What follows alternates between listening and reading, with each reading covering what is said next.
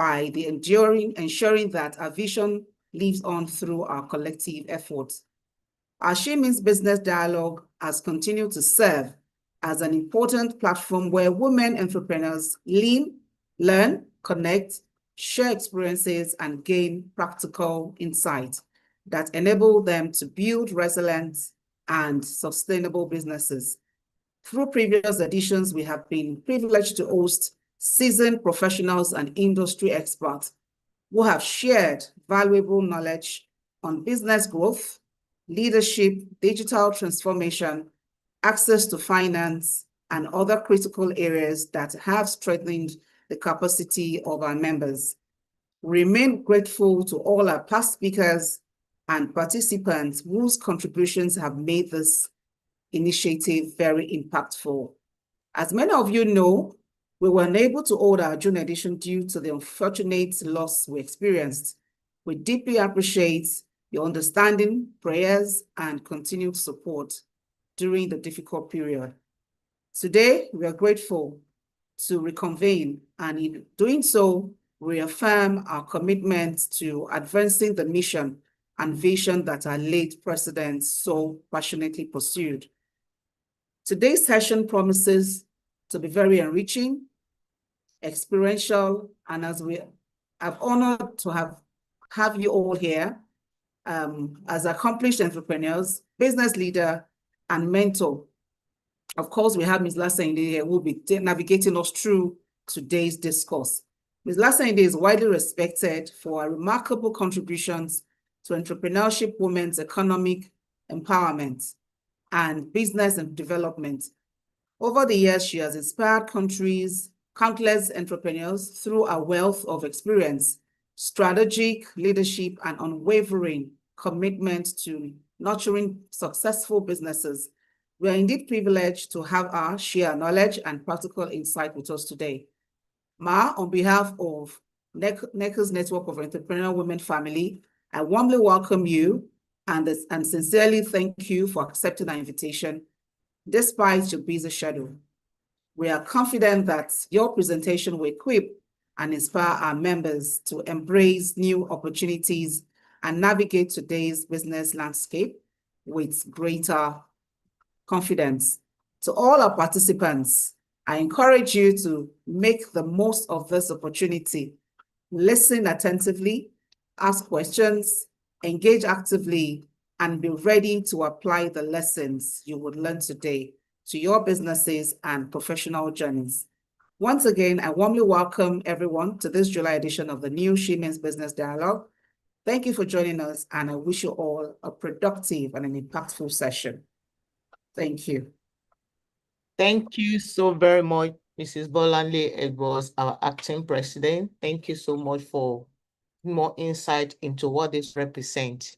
You have actually done a bit of my work, but I'm just going to dive down into reading the profile of our guest this morning. I'm just going to do that as quickly as possible just before she come on stage for our presentation. So we want to really know so that we begin to actually maximize the time, appreciate the effort, and understand the person that will be sharing thoughts with us this morning. Who is Mrs. Abiola Lasende? Is an award-winning legal and business executive with over 20 years of multi-sectoral experience, spanning manufacturing, banking, extractive industry, and asset management. As the founder and the CEO of Ednisel Consulting, Abiola leads strategic advisory services in governance, regulatory compliance, corporate innovation, business development, and event management for clients across multiple sectors in Africa. Our work is grounded in ethical leadership and deep commitment to inclusive innovation.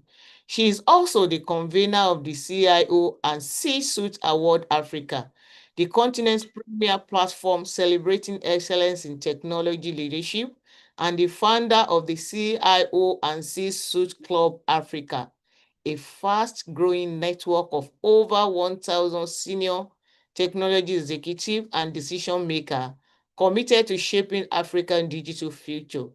She also established the Ladies in Tech and Leadership Network as a strategic platform for women in tech and leadership to accelerate the conversation on the digital transformation of Africa.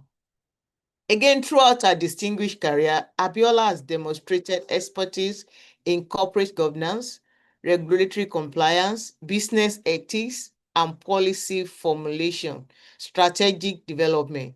She has held several senior leadership roles, including Group General Counsel and Head of Corporate Services at PZ Cuisine Africa, where she oversaw legal, regulatory, government affairs, sustainability, and asset management operating across Nigeria, Ghana, and Kenya. She also served as Executive Secretary of the PZ Cuisine Foundation, spearheading the group's Good for Business, G4B, Sustainability and Community Impact Strategy. She was the Group Legal Director and Company Secretary of the Romulus Group, owner of Petroles Oil and Gas. Her legal background includes notable roles as legal counsel, West Africa, and deputy company secretary at Cadbury Nigeria PLC and Cadbury Ghana, as well as practice experience with Bayo, Shotade and Co., DN Meyer PLC, UBA Trustees, and Multiverse Resource PLC. Abiola is a certified trainer with the International Finance Corporation, IFC, a member of the Chartered Institute of Arbitrator UK, and a fellow and former member of the Governing Council member of the Institute of Chartered Secretary and Administrator of Nigeria.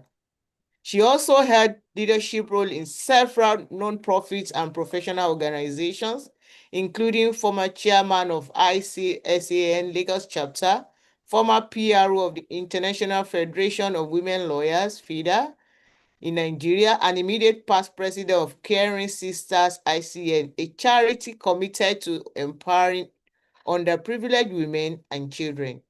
She is currently served on the board of the Strap and Save Child Foundation, which advocates for child safety in schools, at home, and on the road.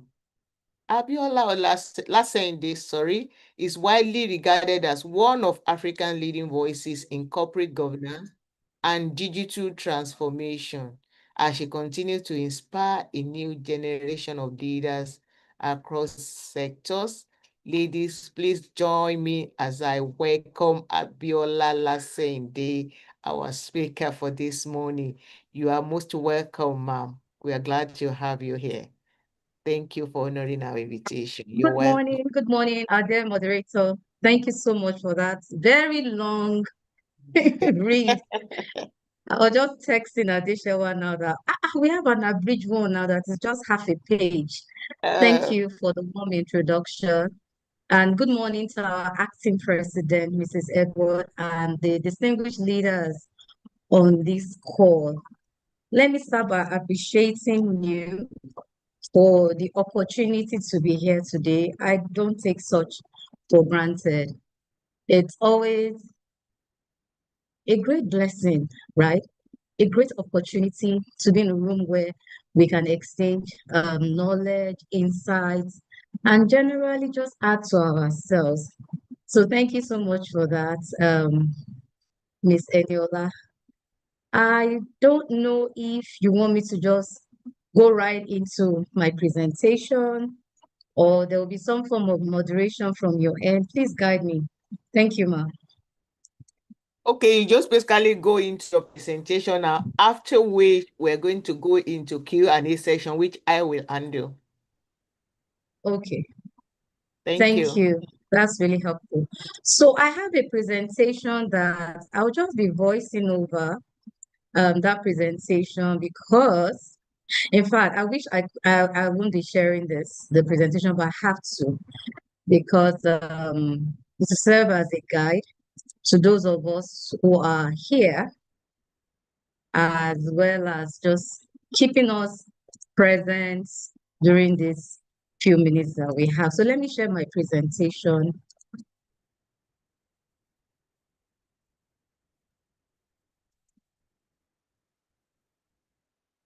I'm going to put it on slide mode now. Yeah, this is an abridged version of my profile that I wish we had shared. Okay, so thank you again. And I wish I could talk to everyone in the room. I hope I'm being heard. Can everybody hear me, please? Yes, clearly. It's showing me that my network. Okay, fantastic. So I wish I could get to meet everyone in the room, but I guess there will be maybe a future event for that where we can meet, physically and just get to know ourselves, exchange ideas, and birth some powerful collaborations, conversations.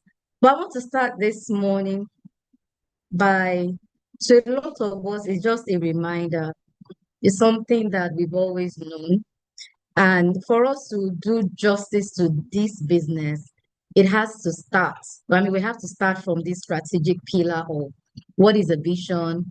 How do we classify our vision? Or how do we even know we have pivoted from one visionary stage to another? We're talking about business sustainability, corporate governance, and ethical practices this morning. And for us to do a good job at understanding this or dimensionalizing this, I think it starts with looking at our business vision. And it starts with a founding vision. We all are the founders of our various organizations. And for a lot of us, this vision came as a dream, something you envision that, oh, this is a solution going somewhere to happen. This is a relief, going into my world, my ecosystem. This is something that will shift the narrative around a particular pain point. And most of the time, is a vision that wants to shift a narrative across our ecosystem, across our community, across our country, and then for some of us across the world. We can be that bold and audacious to say, look, I want to shift this narrative across the world, like I'll be demonstrating to you later. But it starts with a founding vision. And we know that that is the original dream of a founder, an entrepreneur, when starting the business. And what is the focus? Your founding vision encapsulates your DNA, your personal core values, your belief, your personality. Okay. And of course, that pain point you're seeking to eradicate or to change the narrative about. It acts as the DNA and the emotional baseline for the company's early culture. So you see that a lot of the things that comes out of your practices at work, it's almost around you. It's an unconscious thing. People look at the MD, the CEO, and say, oh, this is the way she's acting. Some even assimilate her personality unconsciously. You just from their usual person. If you're around someone who is really energetic as a founder, right, you find that she infuses that energy unconsciously through the human interaction she has with her first line. Because these are the people who are interacting with her every day. And we know the thing about spending a lot of time at work. We now become products of our influences. It becomes, oh, you just sounded like an MD right there. And people just laugh over it. But that is what is really going on. So as founders, we need to be careful. Okay? We need to see ourselves as a fountain that sprinkles on the lives and the objective of the company. So you want to ensure that it's not a polluted fountain. You want to ensure that it's not a fountain that has too many impurities, you know what I mean, character flaws and things that could just cascade throughout the organization. Because your DNA, the founding vision acts as a DNA, an emotional baseline for the company's early culture. I'm stressing on this because my experience, I started a business, I'll call it accidentally. And one of my very, very, very key attributes of shouting at home went into that business. And it was not a nice experience at all, because yes, I was in paid employment, and I just literally, as simple as I'm saying, woke up one day and I had to start a business, manage it, grow it. And, all my shenanigans from home, from raising tough boys, just started showing. And when I sit at management meetings with my colleagues, my staff, and they're saying, because sometimes we just use a few minutes to check in on ourselves. So my management meetings are very unusual, because some they'll be like, can we just get to the point? But for us, we're like, no, we're firstly human. So how are you? How's your family? I would stew around that. And is there anything anyone wants to get off their minds? And some will be able to say, MD, look, the way you shouted last week, it didn't just help me at all. And I'm like, shouting, okay. I was just talking. Is that shouting? You must be shouting in my heart too. And then I keep getting this. And it dawned on me that, look, and I wouldn't even like that culture if I was employed. So guess what? I started shifting. Okay. I started shifting and realizing that these are not my boys. My colleagues, my workers are not my boys. Right? They are adults. They are trying to add value to my business. And I need to treat them with respect, dignity, and honor. Because such are seeds that you also reap back, right? So I started listening. The last MD, you've shouted, MD. I'm like, why did I shout? I know some of us are, through management meeting. We have a weekly management meeting. It's almost like a whole day on Monday, or half a day, let me say, not whole day. And these things come out. That's where somebody's mother, somebody's passion. People have kids, their kids' name, because it was a small business. We're less than 10. We're still less than 10. But it started showing that, look, the more you care about people, especially at the foundational stage, the bigger and brighter your future will be. So for those of us who are here, if you have any question you want to interject or just bring this to life, please feel absolutely free to raise your hand and unmute. Then we move on to the empowering vision. This is where the rubber hits the road. This is now a people-centered view that motivates workers or your colleagues to connect daily tasks to a larger purpose. This is where they are empowered. The name speaks for itself. So we're building a business, we're looking at sustainability. It's not a one-off, it's not a showpiece, it's not something that just catches my imagination and is fleeting. No. Now you begin to entrust the power to also elevate the experience of the business, take it as their own, okay? And this will lift up the team members, give them a sense of ownership, autonomy, confidence, and of course, accountability, the confidence to solve problems, the confidence to think, like this business, I'm going to give it what it takes. So that is our second phase, empowering vision. It turns a top-down goal into a shared journey, building energy and accountability across the staff.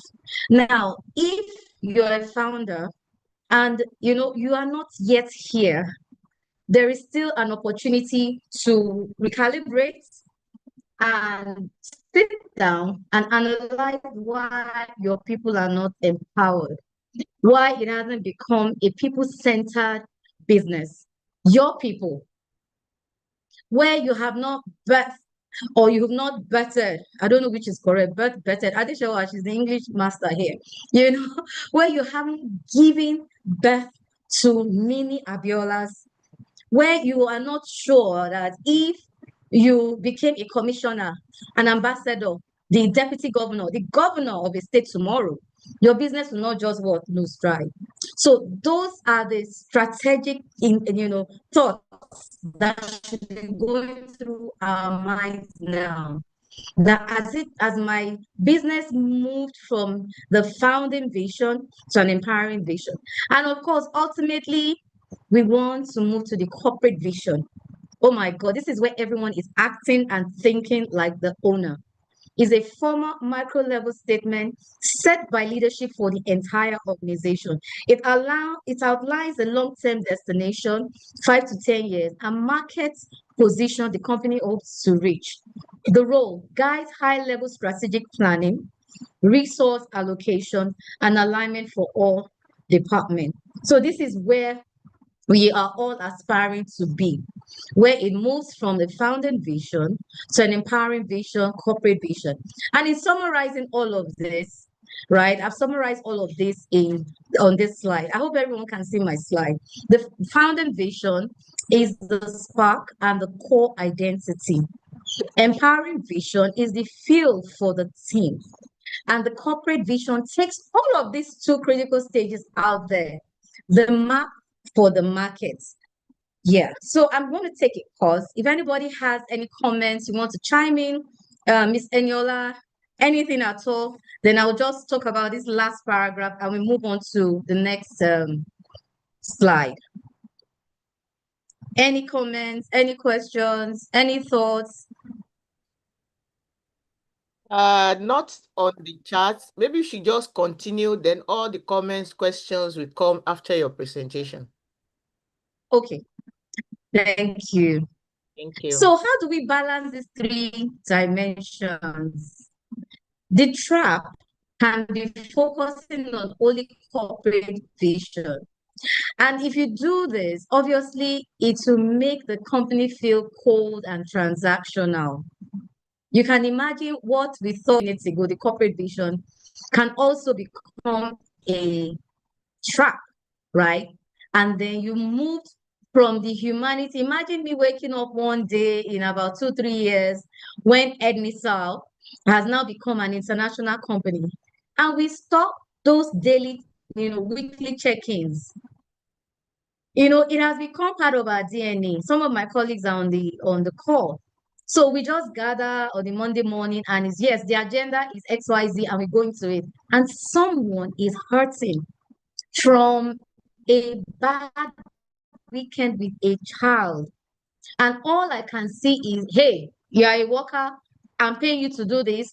I don't care if Whitney, if Yabo, if Bola, if Bidemi, your daughter was ill. Imagine someone just had a terrible weekend of bereavement and they are so scared to say because Monday meeting has been touted as the strategic high level, everything must die or be buried or must rise again management meeting, where all we see and focus on is on the company. That is the danger with pivoting when we are not matured. And then the risks, relying only on founding vision, leaves the team confused on how to execute day to day. We're now, taking a step back on each of this. And these are some of the risks or, relying only on the founding vision will leave your team confused because you're not empowering them. So Ednisa Consulting becomes Ednisa Consulting Abiola Lase in the finish. That's the beginning and the end. So everyone knows that if the decision hasn't been made by you, there's no going forward. Management meetings or so-called are dominated by the founders. Every single activity point, the founder must agree. There is no autonomy. There is no, oh, Abidemi, I trust you enough to wear my shoes and take positive decisions in the interest of the company. There are trust issues. And guess what? Our colleagues, our workers, they know. They know immediately when you feel like they are not empowered to take decisions. Okay, so we can talk about the solution as thus. Use founding vision for culture, empowering vision for people, and of course, the corporate vision for strategy, right? It sounds really simple, and I wish somebody is taking note that your founding vision culture, so your nuances, your virtues, everything must glow, must come alive, even when you're not feeling like it. That's where that sense of responsibility, discipline to always be at our best should start. and the culture of respect for the humans of that your vision or the business must be entrenched. The culture of hard conversations that would lead into further productivity of key performance is entrenched. The culture of work-life balance is entrenched. My business started, and when I started motivating, getting my people on board, recruiting staff, we started things like hangouts. We started things like, a day at the spa, movie, popcorn, and stuff like that. And sometimes when I mention this to my friends, they'll be like, Abiola, from when to when? And I'm like, number one, I love enjoying my life. Okay. And when people are working hard with you, you also want them to enjoy their lives. I believe that's what makes the work really, really enjoyable and pleasurable. A lot of hard work, don't get me wrong. We work hard. And for me, I believe in the principle of hard play as well. If you work hard, then we must also do what? Work, the relax, and then I think there's this concept I'm trying to remember now. Somebody can, put it in the chat. You work hard, you play hard. Yes, you play hard. So imagine a company that is less than 2, 3, 4, 5 years old entrenching such. So it's really about the people, and you are the number one what? Human resources officer.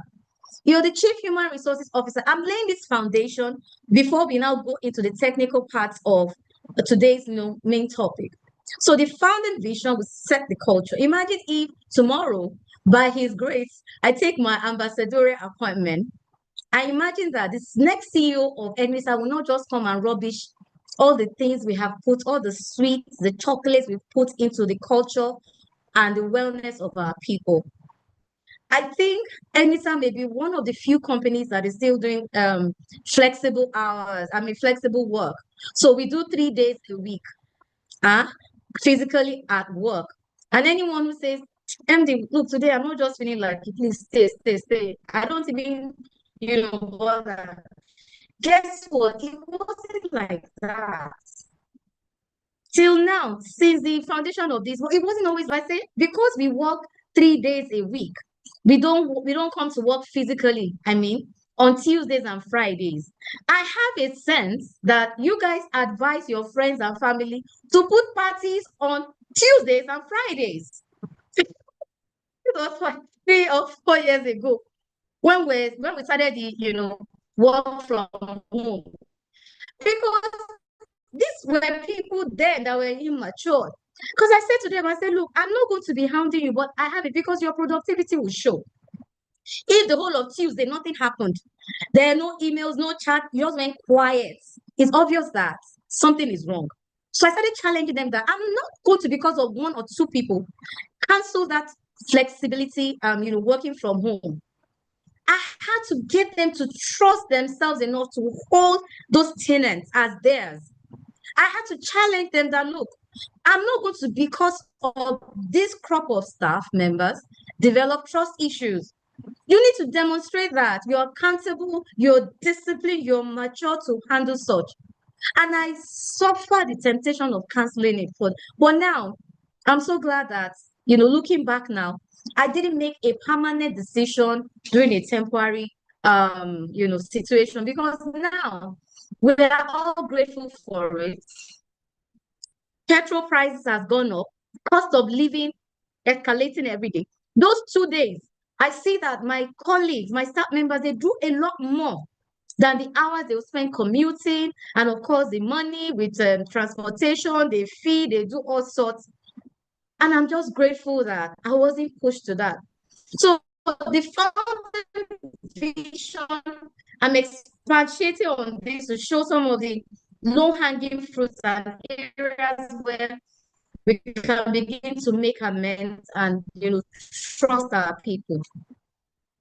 And then empowering vision is about the people, because you set the foundation, the culture, the tenets, the ethics of the company, and now you're giving all of this like an inheritance to your people. And of course, finally, corporate vision is beyond all of you. It's about being out there and solving problems in remarkable ways. Okay, so I'll quickly move on to business sustainability. Is the ability of an organization to achieve long-term growth while balancing profit, environmental responsibility, and social impact. You know, the 3 E's. So we need to look at these: enterprise, um environment, and of course the social impact. I will also add people. There's people somewhere there. So strong governance and ethical business practices remain accountable, resilient, and trusted by customers, employees. True business sustainability is achieved when the value of the enterprise independent of the physical availability of its creator or the founder. You know, so we can see now we're building on that layer. So your core pillars will be economic sustainability, environmental sustainability, social responsibility, and good corporate governance.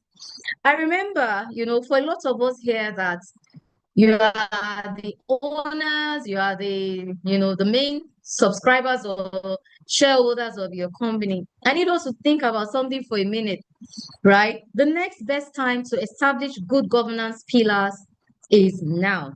When Enisa started, remember I said it was an accidental business.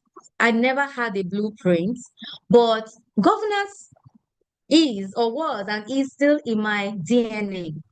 I'd worked with organizations that were big on governance. So I felt like, look, if you're starting any business, your board must be management board. You must have your auditor. You must have all these governance structures that will help you. So you can imagine starting a business just shortly after COVID, and we had the management board. We engaged an external auditor. Friends were like, Viola, your own is a lot too. You have a board, and board members are not my friends, not necessarily. There are people that I respect, and the combination of their experiences, expertise, and know-how can never, you can imagine me, right? Thinking that I can match up to the experiences, the expertise, the knowledge, you know, of 4 other directors. When we started, mine was, look, I don't have a clear roadmap because this business started, boom. It was like a business, a child of necessity. Or, you know, that child that comes as one for the road. Those of us who have, you know, you've closed shop on childbearing, and then suddenly your last born is 11, and then you discover you're pregnant. And you're like, from where to where? That was my business. It wasn't something at hand. I was in paid employment. I was enjoying my life. It was a lot of hard work. But God saw that, look, this hard work and the level of commitment and the way I was sold out could be what? That was God's own orchestration. Sorry, Miss Yabode. Thank you. So with that, sorry, I didn't get that, Miss Eniola. I was trying to get her to mute so that she doesn't interrupt your presentation. Oh, okay. Thank you.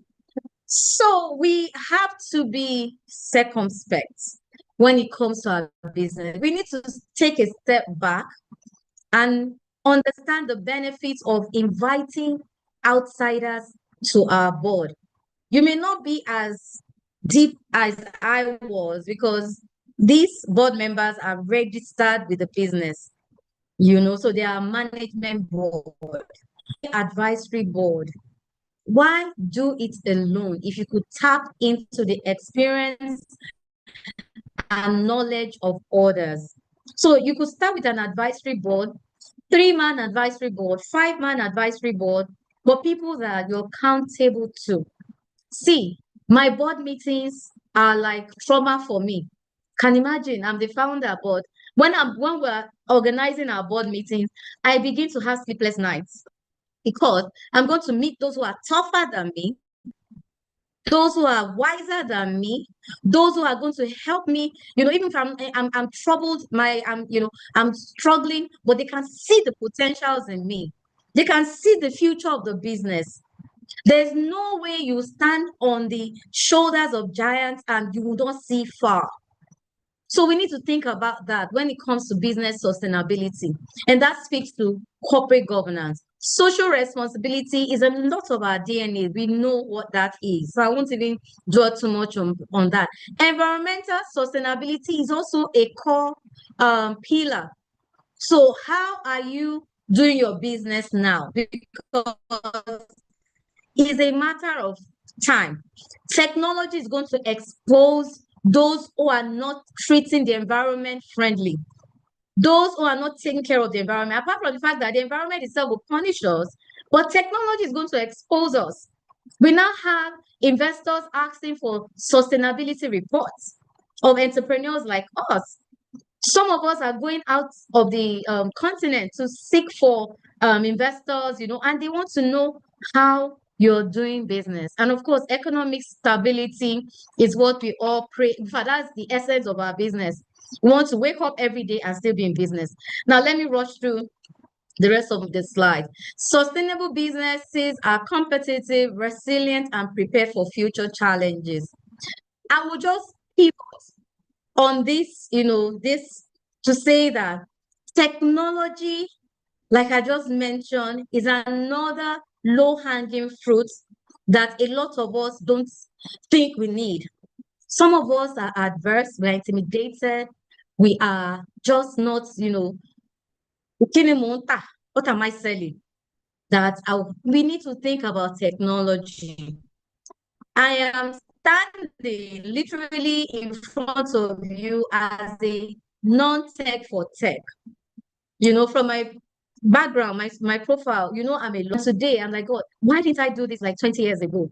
Just enjoying the best of both worlds. So when we're looking at business sustainability, please think about technology. Infuse it into your current business model now.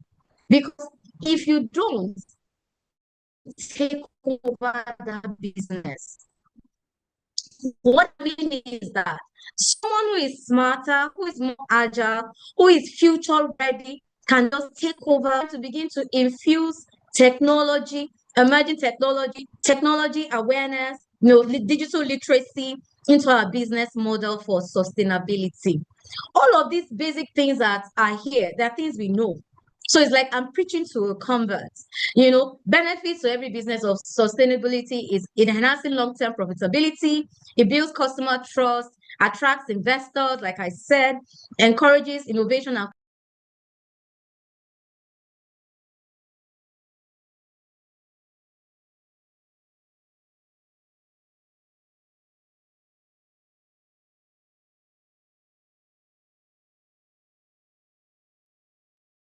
Hello everyone, apologies please. This is Adeshewa, Mrs. Asende's executive assistant. I think she got bumped out and I'm going to get her back in a few.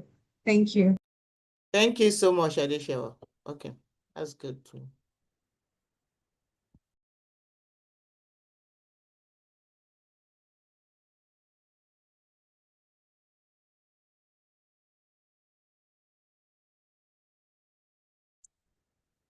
hello.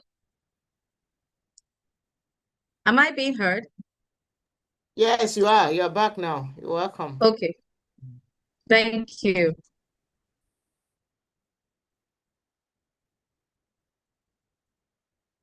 Okay, I was here while we were talking about leveraging technology to improve our business sustainability.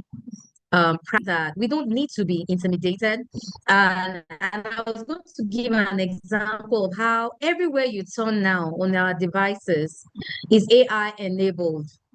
That is a strong signal that we can't continue to ignore or be intimidated by emerging technology. So I beg you, my sisters, my brothers, those of us on the call, please do a gap analysis today. It's become really cheap and careful to, deploy technology to our business. There are so many models, there are so many, price range and things that we can quickly bring on board. So please, let's take that as a key a key pillar na sustainability journey.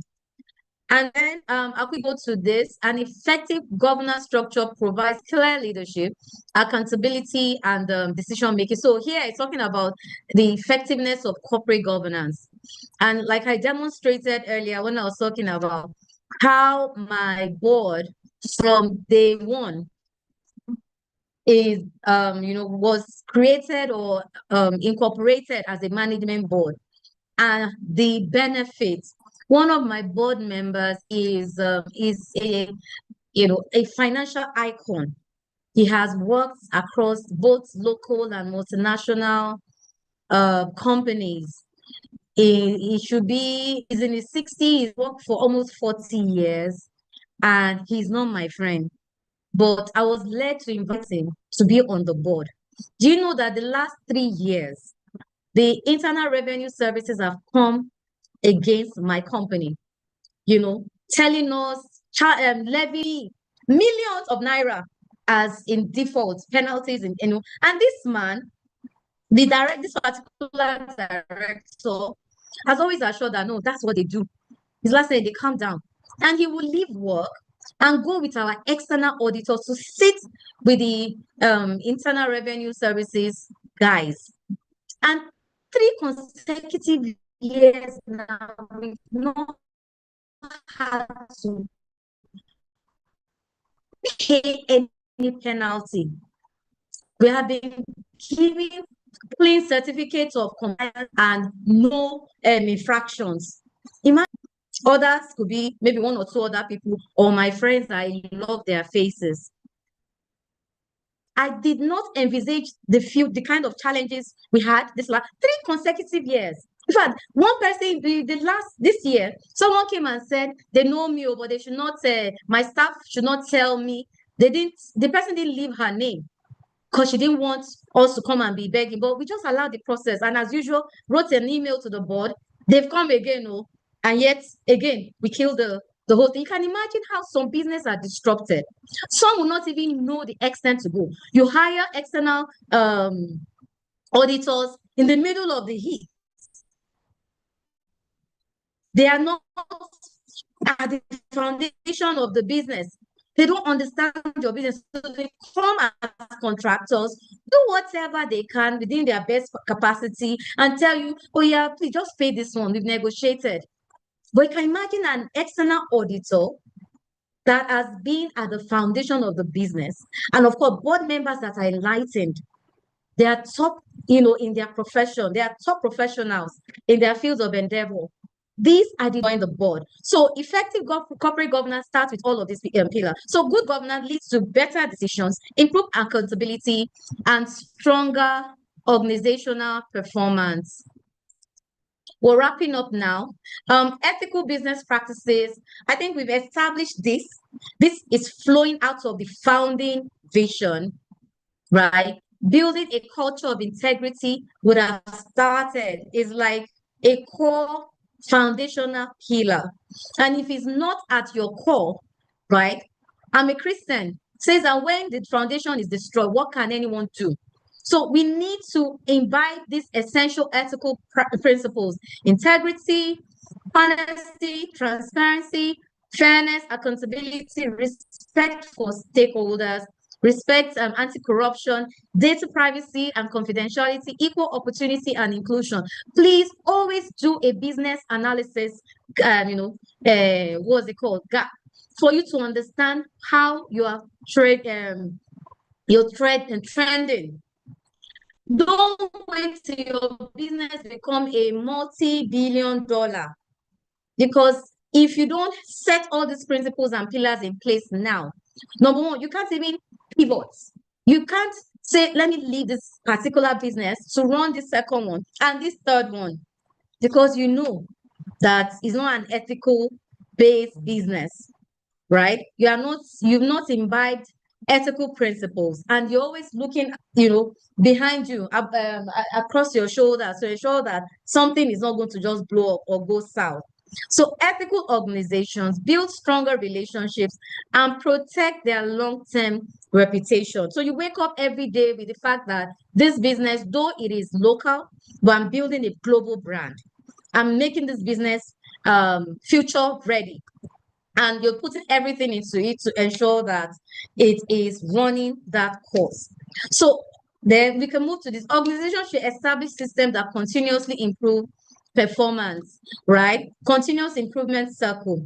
You plan, you implement, you measure, and then you improve. You go back to the circle. You plan, you implement, you measure, you improve. You check critical systems, like your strategic planning, financial management, risk management, HR development, quality management. It starts now. I have an office where my office is on solar. Okay. Why? Because sometimes you just remember that what are the low-hanging ways I can demonstrate how I am fitting into my sustainability agenda. Some of us, it's okay to have it only at home, but what about your office? Not just inverter, it's solar.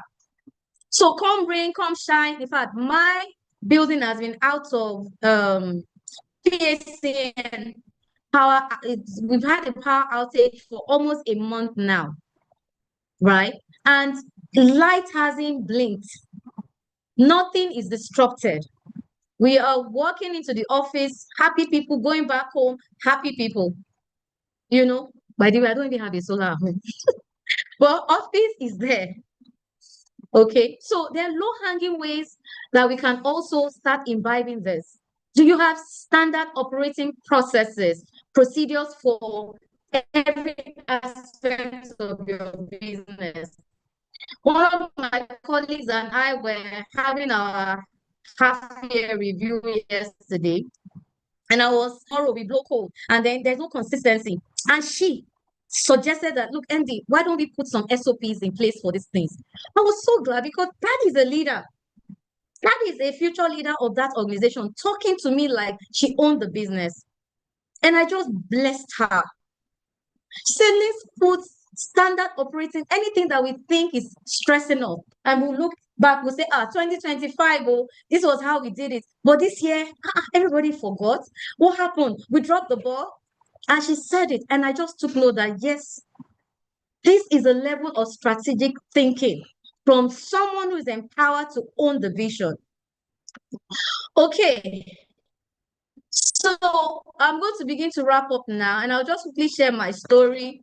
Common obstacles to sustainability and governance.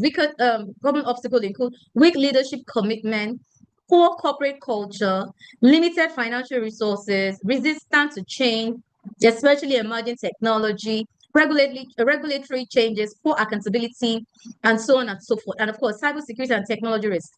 And how to overcome them: strong leadership employee training. Please don't take all of this for granted. Continuous monitoring, clear policies, effective communication, investment in technology. We could not have had a better landing. These are 1, 2, 3, 4, 5 critical goals. And I appeal to everyone on this call. Please just audit your business and identify the gaps. These are very, simple, nice to have strategic plans. Are you investing in employee training? So I tell my employees that I'm not going to own your professional development journey, in the sense that I'm not going to get up and begin to look for courses or opportunities where you can limit the skill gaps or the efficiency. I'm not going to be able to do that. You need to own it. Come to the organizations once you have something that will enhance your development, your ability to give back, your ability to deliver on your job. And let's discuss and see, okay, this is the level of investment. Okay, let's do 80-20. We will take 80 because we're still an evolving company. And you do 20. Oh, look, this, we can do 100%. So every time, beginning of the year, at every appraisal point, I tell my colleagues, I say, you need to own it. Don't wait for MD to go and be identifying courses from NECA or ICSAN or IOD. No. If I do that, that means you're going to outsource that responsibility to me. When I was in paid employment, I used to do a job over 20 years ago. That was how my ajo, what's it called, discipline came. Ajo is like drug for me. It's like I'm intoxicated. There's no period of my last 20 years before I started having my boys, or about that period. I started my job not for I wanted to build a house or I wanted to, no, I started it for my personal development journey. So once I collect any ajo three, right, in bulk, I put it into one big training that I desire. I've gone on international training out of pocket while I was working in paid employment. And guess what? I'll come back with my certificate and present it to my company to say, okay, if you need a facilitator for this particular topic or this particular practice area, come here, because I've just upskilled myself. I imagine the enthusiasm I come back with. Unlike some of us, we're thinking that the company did not train me, company did not invest. Why should I go to them and tell them I have this certification or my knowledge is brighter in this area? No. For me, the best way to quickly learn what to what's it called, to engage with what I've just learned is to go into practical application. So for me, it was enlightened self-interest. I didn't think, because Cadbury was so stingy. I hope none of my organs or anybody, I mean, I don't know how it is now, but Cadbury will tell you there's an online university that will give you all the trainings you need. My other companies too was the same thing. So I developed that appetite to put a budget aside for my professional development. So please encourage your staff members to do the same. Let them own their leadership, professional development journey. Continuous monitoring. You can't joke with your appraisals, check-ins, and ensuring that everyone is keeping to their true north. Okay. Clear policies, I've talked about it. What you don't measure, right? How is that the phrase again? If you don't measure, I mean, you don't blame anybody for not delivering, right? So there are two sides of a pot. You must measure, you must have clear principles and policies of everything. And of course, effective communication and investments in technology. Best practices for sustainable growth. Develop a long-term sustainability strategy. Promote ethical leadership. Strengthen governance frameworks. Invest in employee development. Engage stakeholders regularly. Measure sustainability performance using KPIs. Embrace innovation and digital solutions. Build partnerships that create shared value. I'm going to wrap up this whole session by quickly talking about my story. So exactly, or almost 6 years ago, actually, during the COVID, I had a vision. It was so clear, it was so distinct that we should appreciate the IT ecosystem. I don't know how many of you remember what 2020 was. It was the year of the COVID-19 pandemic. And I was in paid employment when all these heavy disruptions started. And I heard it clearly in my spirit that it was an injustice for Nigeria not to be appreciating and, encouraging our technology leaders, those who helped us to navigate the disruption of COVID. I don't know how many of us remember that. It was predicted that Africa was going to go under, that there was no way we're going to survive COVID-19. But we all know, we're all alive today to testify to the fact that we did not only survive, we thrived, okay?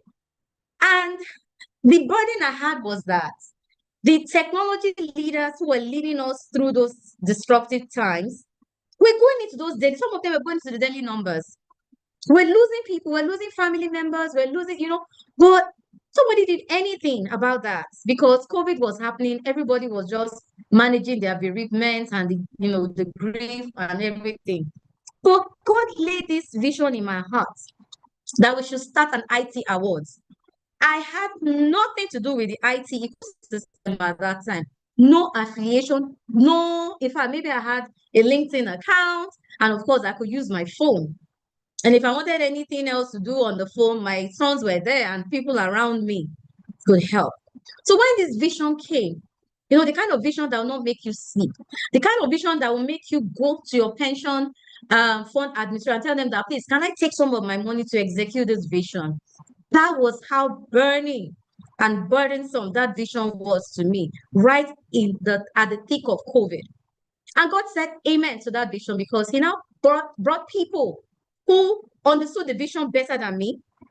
That was a green flag. Who supported the vision even out of pocket? Who brought ideas that I could never have imagined on how to implement and bring that vision to life. So the whole idea was brought to life by me now finding a community of volunteers who wanted to support that vision.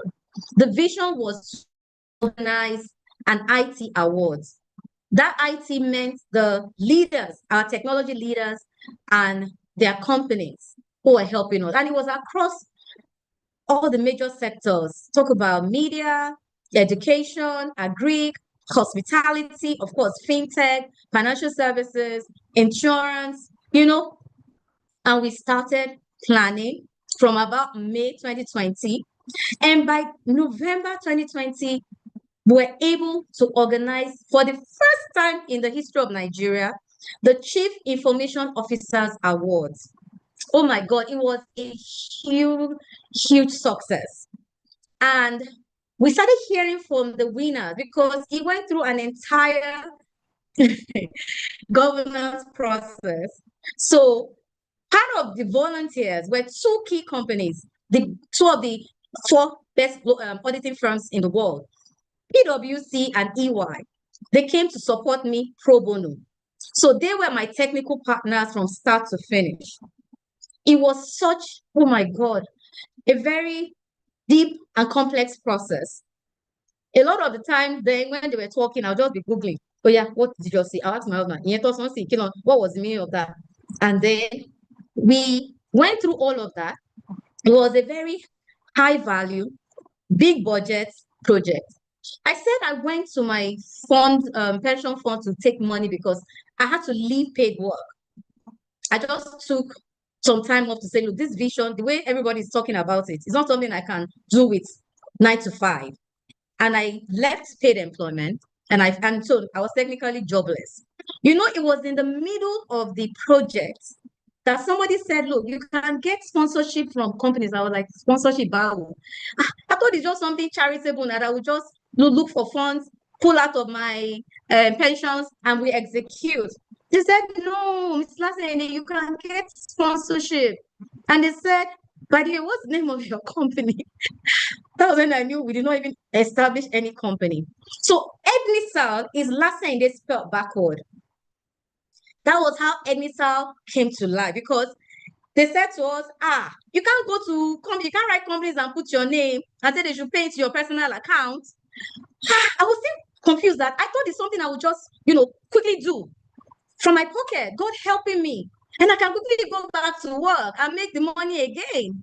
They said, no, Mr. Sandy, so my husband and I consulted to say, the fastest, only name that will go now, because that company had to be established within a couple of days. So we just flipped our surname. So Edmisal Consulting is actually Lasene spelled backward. And that was how, I remember I said my business started accidentally. So Edmisal was established. Edmisal wrote about, I don't know how many companies, come and support this initiative. It's brand new. It's meant to appreciate the digital ecosystem, yada, yada, yada. And guess what? God said amen to that request. And we had 21 sponsors supporting this COVID-19 inspired initiative in 2020. 21 sponsors that not only take care of all of our bills, but we had surplus.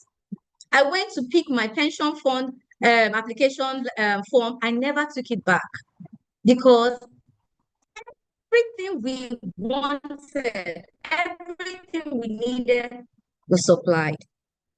And since then, distinguished leaders, I have not gone back, and then we're running this same CIO awards in other 15 African countries today. So we are global. We've gone to Ghana, we've gone to Rwanda, we've gone to Kenya, and of course, home base here in Nigeria. We've done amazing stuff. A lawyer turned digital transformation catalyst. Now, how would all of these have been possible if not for those governance principles that I have demonstrated, not only talked about from the beginning? Imagine a business that started during COVID. I know of friends and families that their business actually went down during COVID. Not have any sustainable structure. It was Abiola Lasende Limited and Limited Abiola Lasende. There was no distinction. There was no framework. There was nothing. I myself. But look at a business that started during COVID with a full management board, with an auditor helping with our financial management practices, a well-motivated staff, and other critical pillars. Now talking to other African nations and even going beyond. Please, we don't have any excuse. After today's session, hold your head like this and decide, put your screen in front of you and begin to write how you're going to change your narrative. Again, remember, the next best time is today. Thank you so much for your kind attention. I will stop here now so that we can take questions. Thank you. Thank you so much. Wow, wow, wow, wow. Thank you so much, Mrs. Lasende, for that insightful presentation. And I love the way you told your story, because if you don't tell your story, who will? And you are the one that is in control of your narrative. You will share it better. Thank you so very much. So if you're just joining us, my name is Eniola Mayowa, the Policy Secretary for NECA's Network of Entrepreneurial Women. She Business is empowered by NEW, NECA's Network of Entrepreneurial Women. Please, before we go into Q&A, and I believe that some of us are already putting our questions together, I would like to please request for a moment that we all put on our videos so that we can take picture. Just before we dive into the Q&A session, please put on your videos so that we can take picture. That will be done in a bit as we put our questions together. Once again, thank you so very much. So somebody said, oh, you need to share your LinkedIn handle because we need to follow you because you're a powerhouse. And I beg to say that I came across your post with this yesterday, and I did commented on your post as well. So I will believe that I should be able to follow you. But please, if you don't mind, that will be another thing we would like to request. Maybe some of our members would like to follow you. I mean, be in your space in some ways, and some of your handle can be also beneficial to them as well. So now I believe that the pictures has been taken.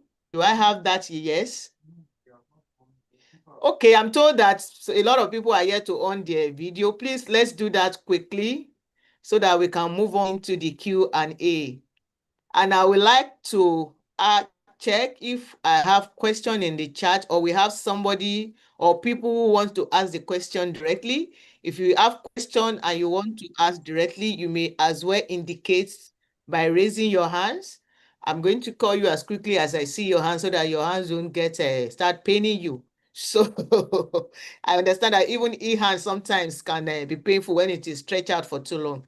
So do we have people, individuals who have been part of this session that have one question or the other? Okay, as I await those who may be interested in asking, Okay, somebody said, I've learned a lot. To God bless Mrs. Lasende. She's an encourager. She said all things so easy. Hope we'll be able to dive into this kind of initiative and move our business forward. That's somebody's comment for you, ma'am. Thank So, you. yeah, you're welcome.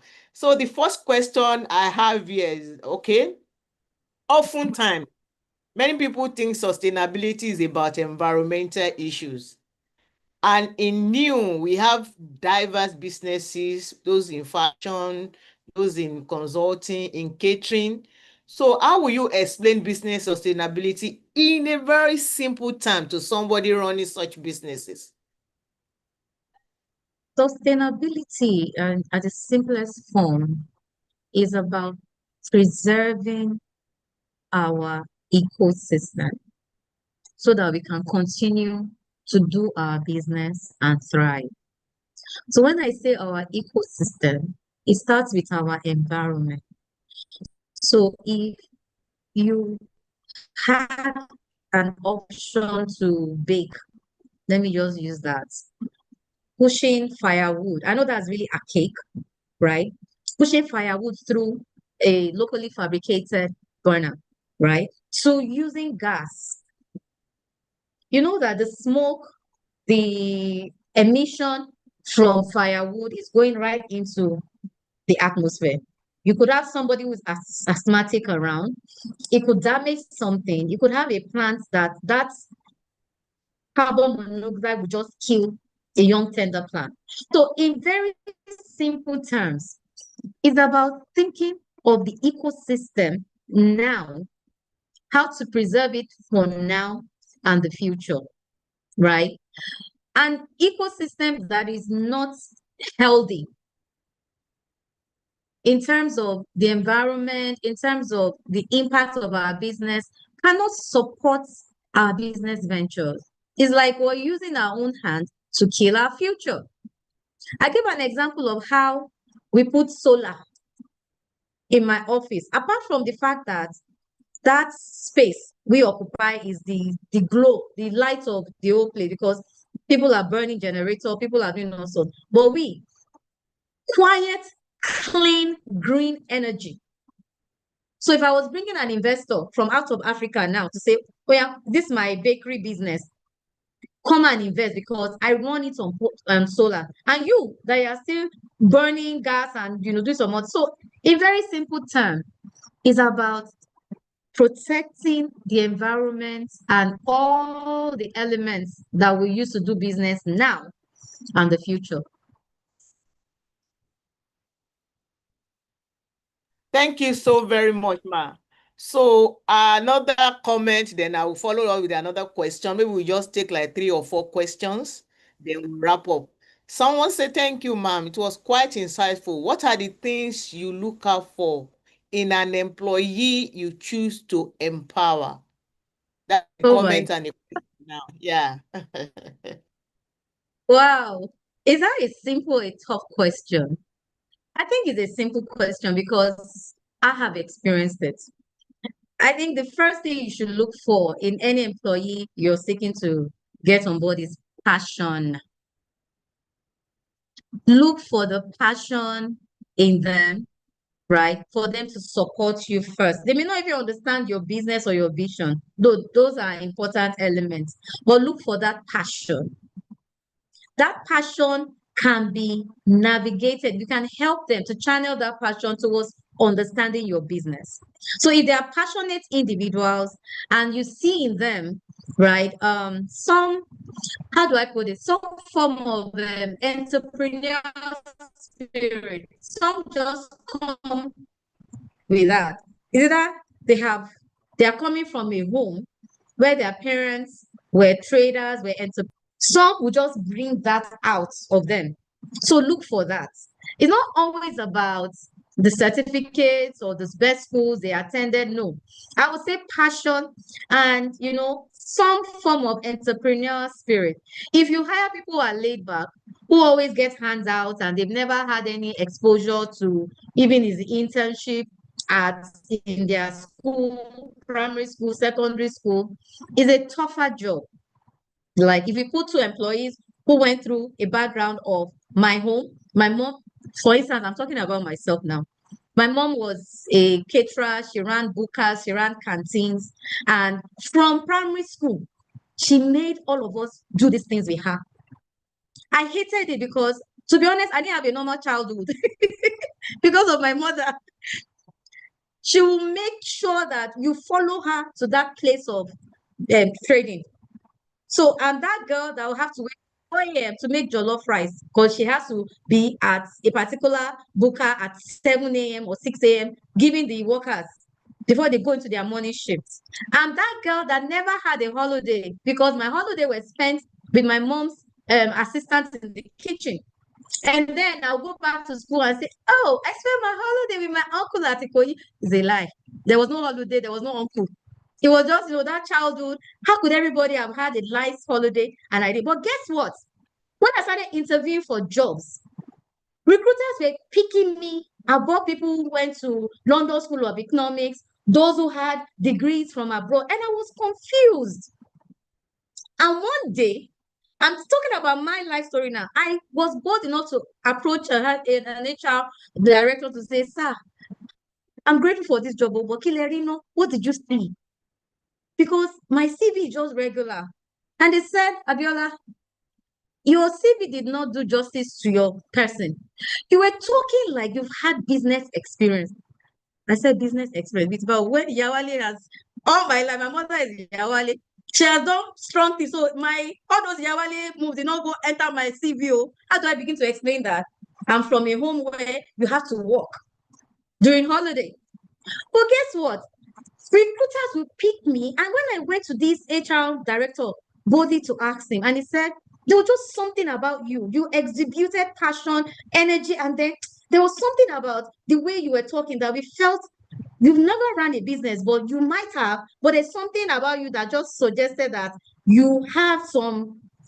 From that day, I went to revamp my CV. I wrote all my Yawale stories about how I went through school selling stuff, and my holidays were spent on my mom's business endeavor. So please look for these things. You have to ask questions that will elicit them. You have to make sure that your questions are well curated. But in summary, look for someone who is naturally passionate. If you put agege bread in my hand to sell, the way I will sell it, and the people that will buy, even the hawkers of agege bread, they will buy my own. Because I came from a background where negotiating, selling, marketing was all I knew as a child. So look for those things. It helps. Thank you. Thank you so very much, Mrs. Lassendi. I know you really do not have a lot of time, and I could see the passion in which you respond to some of the questions. Thank you so very much. I'm going to read some of the comments here. The last question I asked you came from Madam Francisca, and I'm going to just read some comments, then ask one more question. There are questions actually, but we are mindful of your time. So one of our super mentors, Mrs. Kemisola Toluwanimi, said, thank you, Mrs. Abiola Lassendi. Very insightful and inspiring section. Peace and God richest blessing to you. And I'm going to say amen to that. So the other person said, oh, thank you so much for sharing your journey. Very inspiring. That is Madam Bumi Obidare. And there's also Olubukola Olubukola Bankole that say passion without integrity. Apparently, maybe she was referring to looking out for passion in an individual. An idea to say, of course, integrity cannot be taken for granted. Maybe you want to speak to that, but she mentioned that in question mark to say, oh, sadly, there are passionate employers who are fleeing the company nowadays. But again, I don't think integrity will be compromised, but you can speak to that. And somebody, Janet Agola, said, thank you so much, Mrs. Lasende, for this impactful section. So I'm just going to ask the last question because of your time. Like I said, there are many questions, but I'm just going to pick this one. So the question is, at what stage should an entrepreneur, begin to put governance structure in place? I said this during the conversation that at the beginning, and if you miss the boat at the beginning, then please start now. what you can do is to look for a consulting firm to come do a process audit to just help you check in, see what you're doing well and how to enhance that and what you can do better, you know.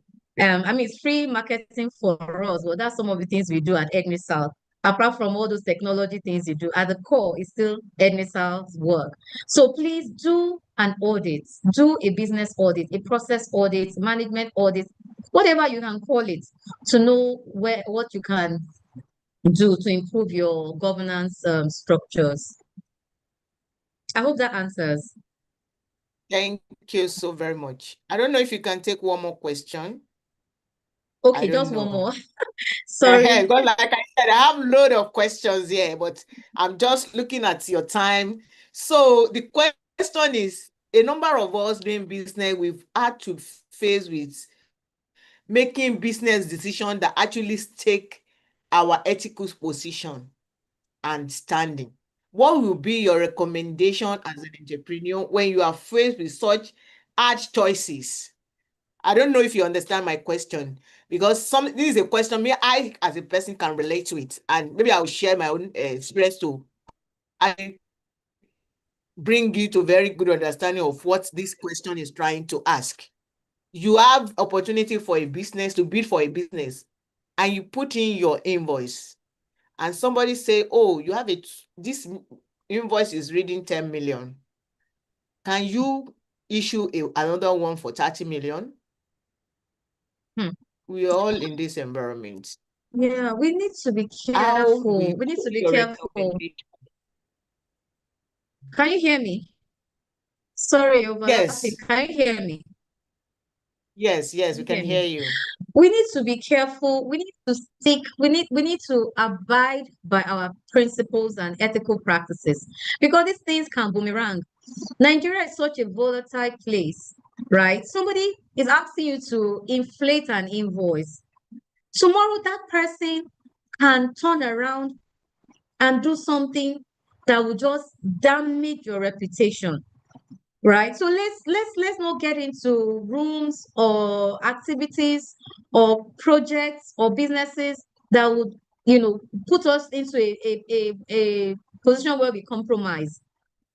Apart from the evil of that, is the people you're dealing with. Take your signature on that 30 million and put it on something else that you know nothing about. And then tomorrow you open the newspapers and then you're seeing your name associated with something that you're like, no, but it was A, we agreed to do. How did it get to B? How did it get to C? So we can't even afford it. And then if you're building a business that is beyond Nigeria, which you all aspire to do, how many bribes, how many facilitation, how many inflation of prices are you going to do?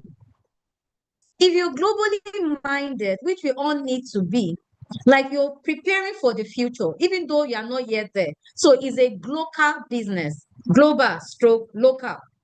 So it helps you to recalibrate and you have everything you need to do straight, because of the future of your business. But not just building for the Nigerian market. Look at the advent of ACTA, the African Continental Trade. We're going to need to move out of our comfort zone. Are you going to go to Cotonou and be looking for who to bribe? No. So let's walk away. Let's ensure that our ethics, they outlive us. And remember, staff members are watching. If MD or founder decides to compromise today, they will use that same name to go and compromise tomorrow. And if it blows up, you are in the middle of it. So please, let's just walk away. What is ours will always, always come. I remember in Cadbury was just coming out of the dark woods. We're just coming out of the woods, and we had like a clean slate where everybody, you're not supposed to give anybody anything. It was that period I joined, and it was the period where I built my best relationship with regulators. Because I'll go to regulators in Abuja and tell them that I can't give you 1 naira as bribe. And they'll say, hey, go now. And I'll go back and I'll go and then befriend them as Omoluabi. Some of them are kneel down for them. They're obviously younger than me. But you now have to use your everything, your goodwill, your the ability to manage relationships. Some out of my pocket, I will go for their children's wedding. Imagine a DJ that said no, and then he sees me in Katsina for his daughter's wedding because I got that level of information, and it's like, wow, you are different. So goodwill and other creative ways to manage, regulators and people who are pushing for you to do the wrong thing. Thank you. Thank you so very much. Just like the experience I share, that's what we did. We walk away. I mean, my business, Absolutely. of this business is not meant for us. That was what we did. Thank you so very much, and for you to reinforce this and let everyone on this call knows that you must at every point in time stand by your ethics. It may just not be now, but later in future. And of course, if you are building a business that will outlive you and will go beyond this environment, you just need to do the right thing. Thank you so very much. I would like to call on our super mentor on this call. I know I didn't tell her before now, I'm sorry. She will just quickly appreciate you for us. I would like to call on Pastor Kemisola Toluwanimima. Will you like to do that honor for us? Thank you, man. I know you have always been there for us. Wow. Can you hear my voice? Sorry. We can hear Excellent. you. Awesome. Excellent afternoon. Wow, powerful session. I don't even know where to start, but let me start from somewhere. Mrs. Abiola Alasende, we are quite honored. We are very grateful when you see an entrepreneur, a leader that is doing well in business, and that person fears God and has a lot of expertise, experience to share. It's a great thing. For me, I was entranced.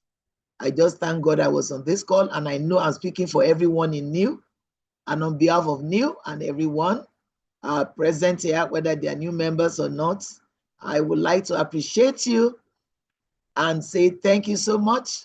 I wish you well. And when I say thank you, I really mean it on behalf of everyone because it's so impactful. I was just saying, I hope the recording will be available to one of my people here, because this is so powerful. It's something you need to sit down with and go through it, because I believe that whenever anything is impactful, it's not just good to have mental knowledge of it and go away. It's good to sit down with these things and pick up the highlights and all those things that that you need to put in place immediately. So I say thank you, Mrs. Abiola Lasende. God bless you. God bless your business. More than the sky is your limit. You fear God. God will always honor his own people. Thank you so much on behalf of Neil. Thank you. Thank you. I think somebody is asking a question, maybe about membership. So moderator should take notes. Thank you so much, Ma. Thank you. God bless you, ma'am. Thank you so much, Ma. As mentor, we appreciate you always. Thank you so much, Ma. For that question, how do I become a member of New? That's Madam Francisca Amon will attend to that at back end. Thank you so much, everyone on this call. May I request once again that we all put on our video for photograph, please. Let's do that quickly and let's understand our business as the potential to even outlive us and play on the global stage if we do the right thing. Let's put on our cameras, please, so that we can take picture as we round this up. And on that note, I would like to bring on board our acting president, Mrs. Bolanle Edwards, for vote of thanks as we close this meeting. Thank you so much, everyone, for your time. It's been a great time indeed. I can say that. Thank you so very much. Thank you. I would like to Yes. we close on. Yes. Thank you. We have a few.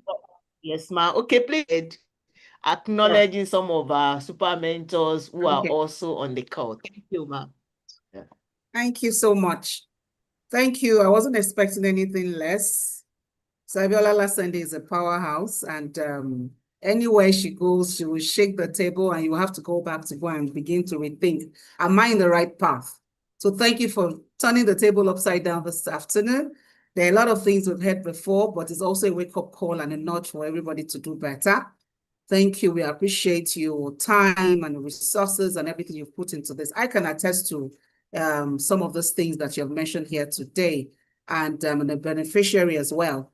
We appreciate all our super mentors, governing council members, sector heads, members of NECO's Network of Entrepreneurial Women for joining this edition. Every edition just gets better, and I'm looking forward to another fantastic, mind-blowing one in August. We look forward to everybody attending and you also bringing in more two people to come and join in the conversation. If you haven't done some of these things, it's never too late. Let's just try as much as possible. As women, we tend to get carried away with some certain things that we do. But really, governance just have to be part of what we do. Without the governance, then we've just been wasting our time, energy, resources. But when these things are there, we know that our business will go farther, even beyond we can think or imagine. Whilst we're not here, the business is running. A lot of us can't even travel to Ibadan, you know, just because you're not there. But when your business begins to run on its own and people are not complaining, customers are not coming back to give you feedback that I want to speak with the MD, then we have not started. So I will say that please, let's do the much that we can to make sure that our business do better. And we look forward to another session next month. Everybody in good health. Thank you so much. Okay. Thank you so much, ma'am.